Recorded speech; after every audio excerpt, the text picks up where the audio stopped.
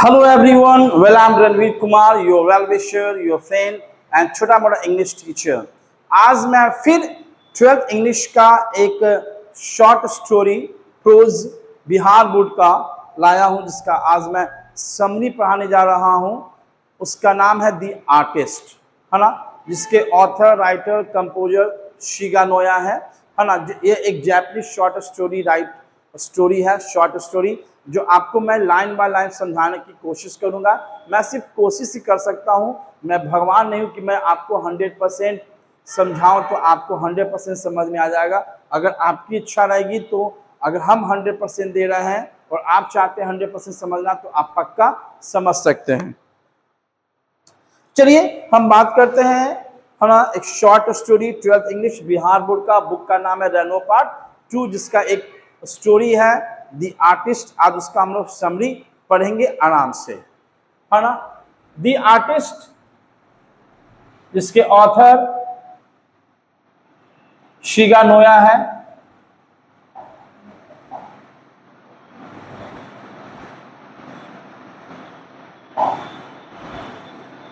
ना। The artist जिसके author क्या है, शिगा नोया है ना। अब पास देखा है, आते हैं अब इस शॉर्ट स्टोरी के समरी पर, है ना। जापान से रिलेटेड है ये स्टोरी जो आज हम लोग पढ़ेंगे। The artist is a short story composed by the Japanese writer Shiga Noah, है ना। द आर्टिस्ट जो ये लिखा गया है एक जापानीज राइटर या लेखक के द्वारा, जिसका नाम क्या है, शिगा नोया है। क्या नाम है, शिगा नोया है ना।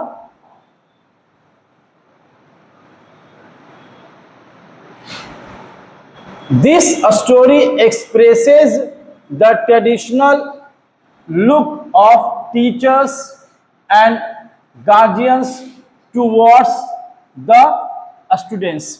यह जो कहानी है छात्रों के प्रति शिक्षक का, पेरेंट्स का, है ना, पारंपरिक रूप, ट्रेडिशनल जो प्रथा होता है उसको व्यक्त करता है। मतलब जो हमारे हिंदू धर्म में या किसी भी धर्म में जो ट्रेडिशन बन गया है ना, वो इस शॉर्ट स्टोरी के माध्यम से कैसे टीचर्स अपना ट्रेडिशन, कैसे पेरेंट्स अपना ट्रेडिशन, अपना शौक, अपना प्रेशर किसी बच्चे पर या अपने बच्चे पर या स्कूली बच्चे पर या पेरेंट्स अपने बच्चे पर थोपते हैं, इसमें हम लोग जानेंगे।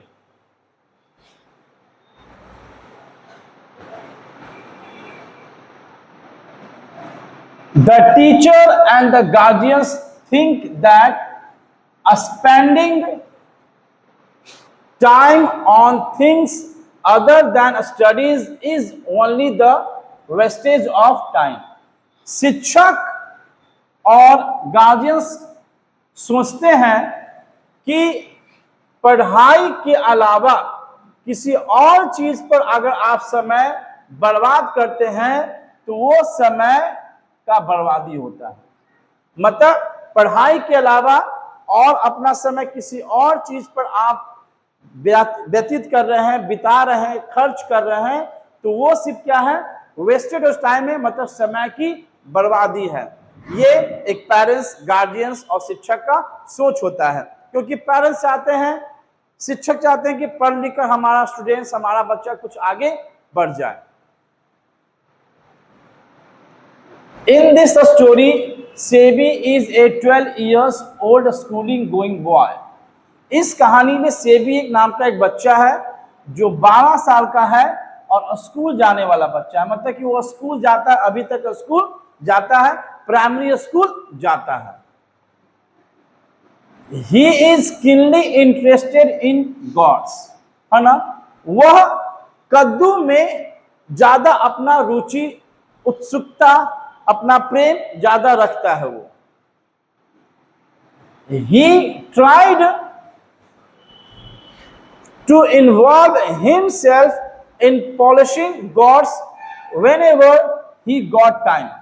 जब कभी भी सेबी को फ्री टाइम मिलता था तो वो अपने आप को कोड़ा को चमकाने में, कोड़ा को पॉलिश करने में व्यस्त रखता था, कोशिश करता था। जैसे हम लोग स्कूल से छूटते हैं तो खाना खाने के बाद खेलने के लिए चले जाते हैं, दोस्तों मिलते हैं, लेकिन नहीं, जो सेबी था जब कभी उसको टाइम मिलता था तो अपने कोहरे को क्या करता था, वो पॉलिश करने में लग जाता था, वो ज्यादा इसी में शामिल या इन्वॉल्व हो जाता था।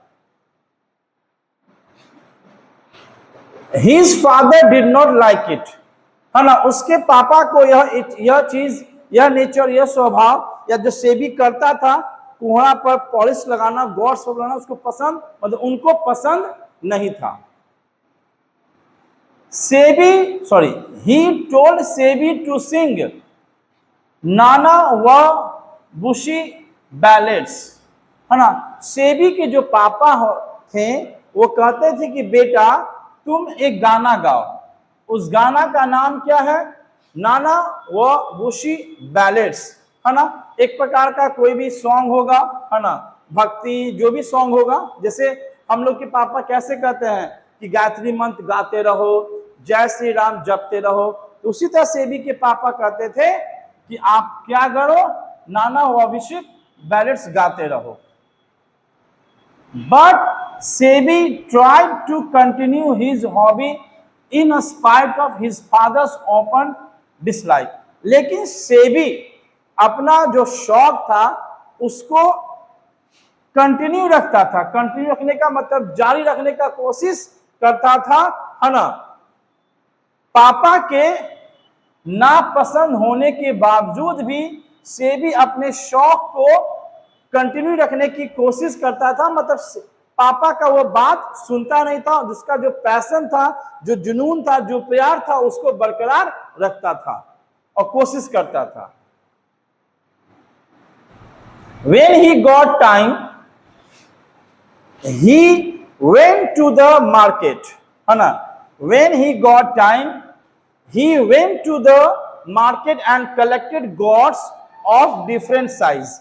जब कहीं भी सेबी को समय मिलता था तो बाजार जाता था और क्या करता था, भिन्न भिन्न प्रकार के, भिन्न भिन्न साइज वाले, भिन्न भिन्न आकार के साइज वाले कद्दू को क्या करता था, वो खरीद कर जमा करता था।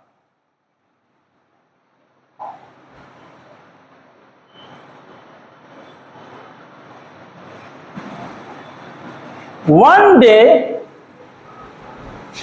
he bought a 5-inch god from an old woman. एक दिन वह एक बूढ़ी औरत से 5 इंची का गॉड खरीदा। This particular god appealed him very much, है ना। यह जो खास कद्दू था उसे बहुत अपनी ओर क्या कर दिया, आकर्षित कर दिया, मतलब उस कोहरा को खरीदने के लिए वो पागल हो गया। उस कोहरे का शेप देखकर, कोहरे का साइज देखकर वो उस पर आकर्षित हो गया।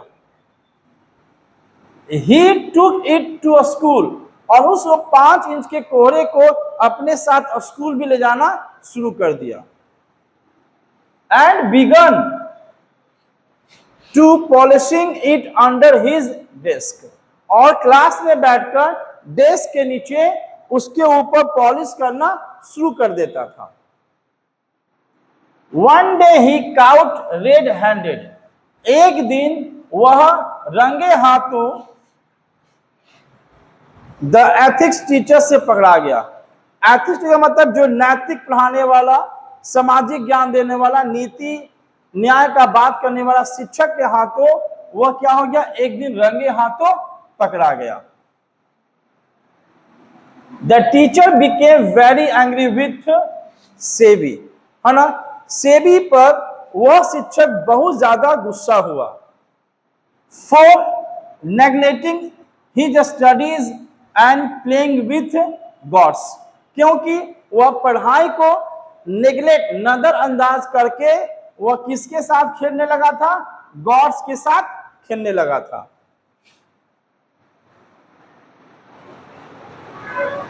The teacher took the god with him and following SEBI to his home, शिक्षक ने सेबी से कोहरा ले लिया, है ना, और सेबी के पीछे पीछे उनका घर पहुंच गया, मतलब सेबी के घर पहुंच गया। The father and mother of SEBI scolded him, है ना, सेबी के पापा और माँ ने दोनों मिलकर सेबी को खूब डांटा। And broke all the gods, और सारे गॉड्स को तहस नहस मतलब चूर चूर कर दिया, तोड़ दिया। They told SEBI not to do again, और सेबी को वार्न किया गया कि दोबारा आप ऐसा काम नहीं करोगे। दस इस तरह we see that the teacher and the parents did not care for the interest of the children, है ना।